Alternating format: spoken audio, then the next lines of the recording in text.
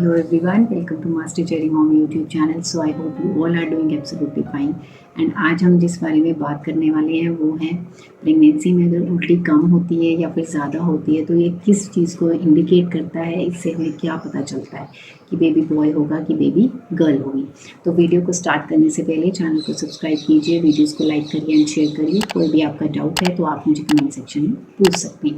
तो चलिए स्टार्ट करते हैं आज की वीडियो की प्रेगनेंसी में अगर हमें कंसीव हो जाता है तो उल्टियाँ अगर ज़्यादा हों या फिर कम हों या फिर हो ही ना, तो फिर ये किस चीज़ को इंडिकेट करता है। क्योंकि हम फीमेल्स को ना एक क्यूरियोसिटी होती है, एक एक्साइटमेंट होती है कि मुझे प्रेगनेंसी हुई है तो अब बॉय होगा कि गर्ल होगी, या फिर हमें एक अपने आप को क्रेज़ होता है कि मुझे तो बेटी ही चाहिए, मैं ये करूँगी वो करूँगी ऐसा करूँगी अपने बच्चे के साथ, है ना। डिफरेंट डिफरेंट हमारे थिंकिंग सिनेरियोज होते हैं, खुशी होती है अलग से।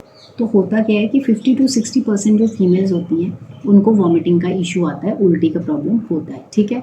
जिसे हम जी में चलना कहते हैं, या फिर उल्टियाँ आनी बहुत शुरू हो जाती हैं, या फिर कईयों को थोड़ी कम आती हैं, कईयों को बहुत एक्सेस में आती हैं। ये जो वॉमिटिंग्स होती हैं ये 9वें हफ्ते से लेके आप कह लीजिए कि 12वें हफ्ते तक, या फिर आप कह लीजिए कि जब हमें कंसीव हो जाता है तो हमें 12th वीक तक ये वॉमिटिंग्स रहती हैं, और उसके बाद धीरे धीरे ये अपने आप ही कम भी हो जाती हैं, ठीक है। और ये सब इसलिए हो रहा होता है क्योंकि जो प्रेगनेंसी हार्मोन होते हैं हमारी बॉडी में, प्रोजेस्टेरोन जो हमारी प्रेगनेंसी को सपोर्ट कर रहा होता है, उसकी वजह से ये हमारी बॉडी में चेंजेस आते हैं, हार्मोनल चेंजेस आते हैं, और जो ये चीज़ें हो रही होती हैं।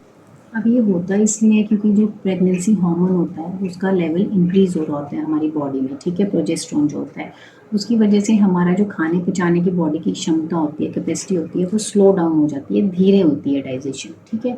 जिसकी वजह से क्या होता है कि हमें हार्टबर्न, एसिड रिफ्लक्स और एसिडिटी की प्रॉब्लम होती है, और इसकी वजह से जो हमें वॉमिटिंग्स आनी स्टार्ट हो जाती हैं, ठीक है।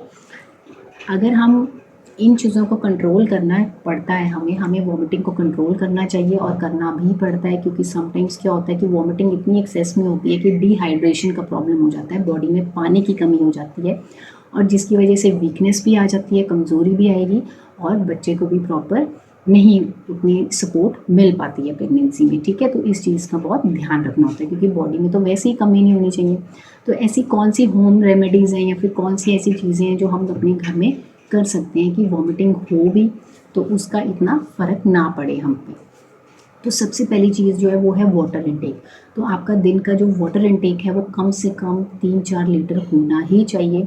अगर आपको प्यास नहीं भी है तो भी आप पानी पीजिए, थोड़ी थोड़ी देरी के बाद पानी लीजिए, 1 गिलास आधा गिलास पीते रहिए, ठीक है। आप कोकोनट वाटर पी सकते हैं, आप नींबू पानी पी सकते हैं बिना चीनी डाले, उसमें ज़ीरा पाउडर डाल लीजिए, नींबू डालिए और काला नमक डालिए और वो पीजिए, ठीक है। तो सबसे पहला वाटर इनटेक है। उसके बाद सेकंड मेडिसिन, हम डॉक्टर को दिखाते हैं, उनको बताते हैं कि हमें उल्टी बहुत ज़्यादा हो रही है, तो डॉक्टर क्या करते हैं हमें मेडिसिन दे देते हैं कि ये वाली मेडिसिन खाइए, इससे आपकी वॉमिटिंग जो है वो कंट्रोल हो जाएगी।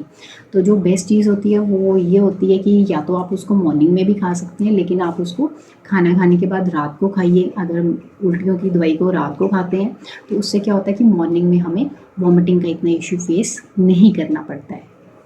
उसके बाद जो नेक्स्ट चीज़ आती है वो है आपका खाना। आपका जो खाना है वो आपका स्मॉल मील्स होने चाहिए, थोड़ा थोड़ा खाना खाना है और थोड़े थोड़े टाइम के गैप में खाना है।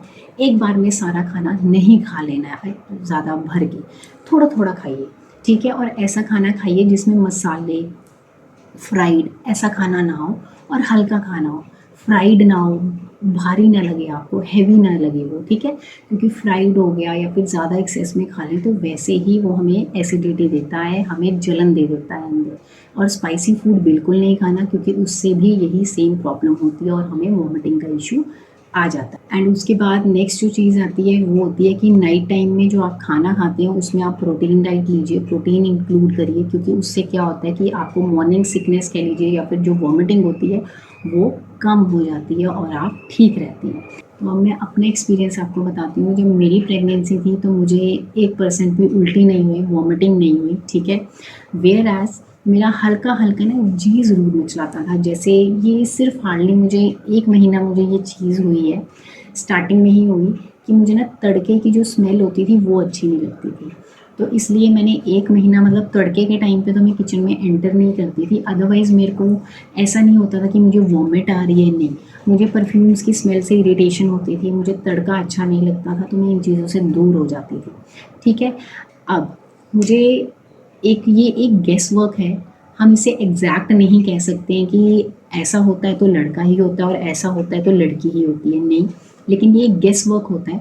मुझे वॉमिटिंग नहीं हुई बिल्कुल भी, तो मेरा बेबी बॉय हुआ। बट जैसे मेरे नून में है, उनको वॉमिटिंग्स बहुत ज़्यादा होती थी, बहुत ज़्यादा हुई है, और उनको बेबी गर्ल हुई। बट वेयर एज वहाँ पे कुछ ऐसा एक आधा केस भी था कि उनको भी वॉमिटिंग होती थी एंड उनको बेबी बॉय हुआ। तो it is just a guess work, and at the end हमें यही होता है कि जो हमारा बेबी है वो हेल्दी हो, तंदुरुस्त हो और उसको कोई भी प्रॉब्लम ना हो।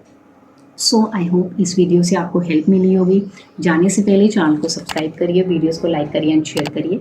कोई भी आपका डाउट है तो आप मुझे कमेंट सेक्शन में पूछ सकते हैं। मिलते हैं नेक्स्ट वीडियो में। Till then take care, thank you and bye bye.